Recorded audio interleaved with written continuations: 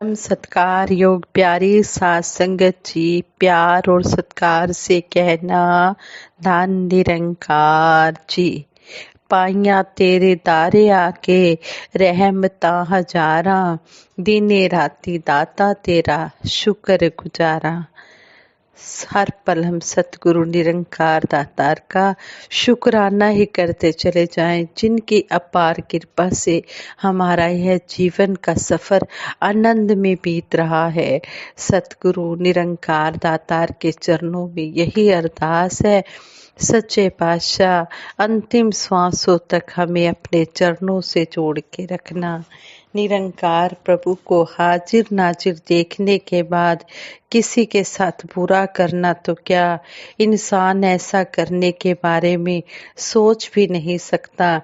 ब्रह्म ज्ञानी निरंकार को अंग संग जानकर सबका भला मांगता है, हर एक का आदर सत्कार करता है। गुरसिख हमेशा यही अरदास करता है कि सच्चे पातशाह सबके घरों में खुशियां हों, बहारें हों, सबके घरों में हर प्रकार के सुख हों। सात संगत जी कहते हैं कि गुरसिख किसी से ज्यादती नहीं करता, ना ही किसी का हक मारता या दुख देता है। अगर कोई किसी का हक मारता है तो देखने में तो अवश्य लगता है कि उसकी धनराशि बढ़ गई है, परंतु यह बात मान लेनी चाहिए कि ऐसी गलत माया जो घर में आई है, यह हमसे कुछ लेने आई है। जो धनराशि हमारे घर में पहले है उसे भी यह ले जाएगी। गुरसिख हमेशा इसी डर में रहते हैं कि उनसे किसी का निरादर ना हो, किसी का हक ना मारा जाए, बल्कि दूसरों का हक बचाने के लिए उनको अपने पास से भी अगर कुछ माया लगानी पड़े तो वे पीछे नहीं हटते।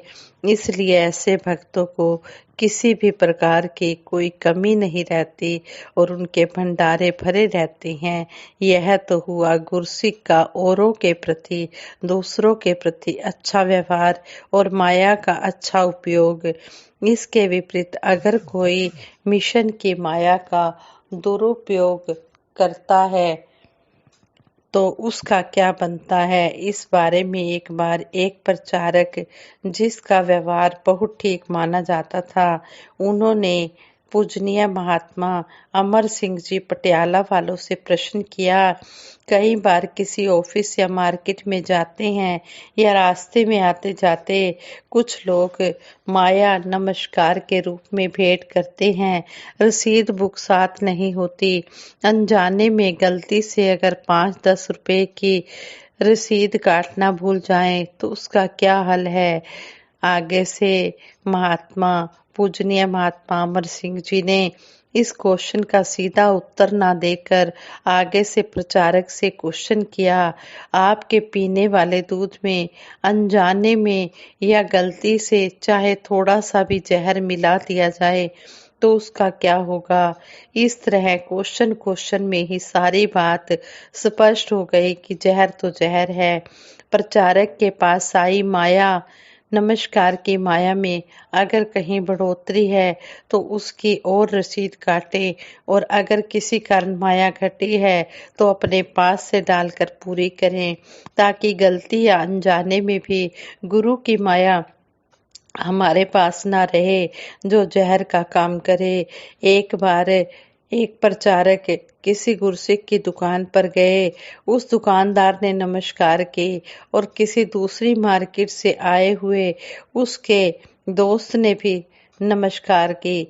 घर जाने के बाद प्रचारक ने उन रुपयों की रसीद काटकर उस दोस्त को भेजी। वह बहुत हैरान हुआ कि दौर में कि ये रसीद काटी गई और इतनी दूर स्कूटर पर पेट्रोल का खर्चा करके रसीद पहुंचाई गई। इसी बात से प्रभावित होकर वह मिशन का अनुयायी बन गया। अपने फील्ड में प्रमुख मुखी का कुछ महापुरुषों से व्यवहारिक या व्यापारिक लेन देन हो सकता है।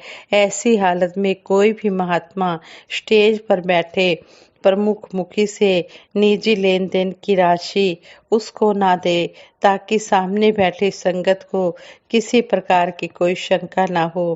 कभी कभी स्टेज पर बैठे प्रचारक की पॉकेट में पैसे नहीं होते और वह किसी गीतकार को इनाम देना चाहता है। सोचता है कि पास पड़ी नमस्कार में से 5-10 रुपए उठाकर गीतकार को दे दें और बाद में वह नमस्कार में डाल देगा। यह भी बिल्कुल भी सही नहीं है, क्योंकि नमस्कार से पैसे उठाते हुए तो सबने देखा, मगर डालने का किसी को नहीं पता। इसका भी बुरा प्रभाव पड़ता है। कहीं कहीं प्रचारक नमस्कार में से संगत या समागम पर हुए खर्च काटकर बाकी राशि की रसीद काटते हैं। यह भी ठीक नहीं है। सारी नमस्कार की रसीद काटी जाए और खर्चे का हिसाब सही ढंग के अनुसार अलग से किया जाए। नमस्कार की रसीद काटनी जरूरी है। यह माया गुरु की अमानत है और इसमें किसी प्रकार की भी खयानत करना खतरे से खाली नहीं। अपनी मर्जी से भवन के लिए एसी लगवाना, फर्नीचर खरीदना, किसी प्रचारक को उपहार देना आदि ठीक नहीं। अपने फील्ड में समाज सेवा के नाम पर गरीबों में कपड़े या खाद्य सामग्री बांटना कागजी तौर पर भले ही माया का हिसाब ठीक बन जाता है, परंतु यह गुरुमत के अनुसार ठीक नहीं है। प्रचारक के अलावा अगर कोई और महात्मा किसी के घर जाता है और परिवार वाले उसे नमस्कार करते हैं, तो महात्मा उस नमस्कार माया की रसीद जरूर कटवा कर दे। संत निरंकारी मंडल के केंद्रीय कार्यालय से लेखा जोखा विभाग की तरफ से अनेकों शहरों में शिविर लगाकर क्षेत्रीय महात्माओं को लेखा जोखा के रख रखाव की सफलतापूर्वक ट्रेनिंग दी गई है। सतगुरु के आशीर्वादों का पात्र बनने के लिए लेखा जोखा संबंधित अकाउंट मैन्युअल में दिए गए नियमों का पालन करना बहुत जरूरी है। साथ संगत जी, ये जो बातें हमें सत्संग में बताई जाती हैं, हमने इन बातों को सिर्फ सुनना और सुनाना ही नहीं है, कर्म रूप में भी ढालना है और अपने मिशन का ज़्यादा से ज़्यादा प्रचार अपने कर्मों के द्वारा करना है। हमने अच्छे कर्म करने हैं जो हमें सतगुरु सिखाते हैं। हमने दूसरों की सहायता करनी है जितनी भी हम करने लायक हैं, जितनी हमारी सामर्थ्य है। हमने दूसरों के काम आना है। अपना लेन देन का व्यवहार माया का भी संसार में अच्छा रखना है, साफ सुथरा रखना है, कभी भी किसी का हक नहीं दबाना है और हमेशा दूसरों के साथ हमने प्यार से ही पेश आना है, मीठी वाणी बोलनी है। चाहे वो निरंकारी है या नॉन निरंकारी है, चाहे कोई भी है तो इसी परमात्मा की संतान ही। हमने सभी के साथ प्यार से व्यवहार करना है। भगवान महात्मा बुद्ध शिष्यों सहित एक गांव में ठहरे। वहां उन्हें देखने के लिए भीड़ इकट्ठा हो गई। सभी उनसे आशीर्वाद लेने के लिए उनके पास पहुंचने लगे। यह देख महात्मा बुद्ध ने निश्चय किया कि वह कुछ दिन वहां रुककर लोगों को उपदेश देंगे। रोज शाम को गांव में सत्संग होने लगा।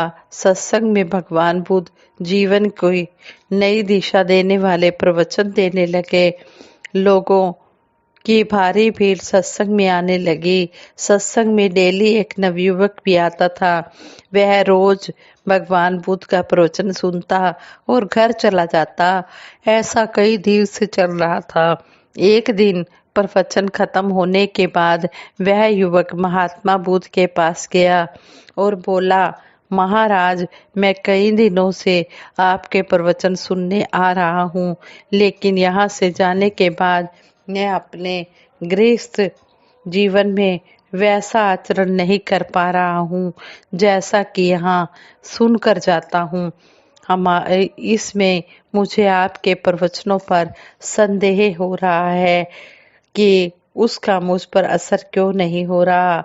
आप ही बताइए मैं क्या करूं। महात्मा बुद्ध ने युवक को एक बांस की टोकरी देते हुए कहा कि वह उसमें पानी भरकर लाए। युवक टोकरी में जल भरकर ले आया। महात्मा बुद्ध ने उस उससे उस टोकरी में हर रोज जल भरने को कहा। युवक डेली युवक डेली टोकरी में जल भरकर लाने लगा। कुछ दिन बाद महात्मा बुद्ध ने उस युवक से पूछा कि तुम इतने दिनों से टोकरी में जल भर रहे हो, क्या तुम्हें टोकरी में कोई फर्क नजर आया? युवक ने कहा कि हाँ, पहले टोकरी बहुत गंदी थी, उसमें मिट्टी जमा थी, और कहते हैं कि अब डेली पानी भरने से वह टोकरी साफ हो गई है। महात्मा बुद्ध ने उस युवक को समझाते हुए कहा कि जिस प्रकार इस टोकरी में कुछ दिन जल भरने से इसकी गंदगी दूर हो गई, उसी प्रकार डेली सत्संग में आने से एक दिन तुम्हारे जीवन के, तुम्हारे मन के सभी विकार भी दूर हो जाएंगे।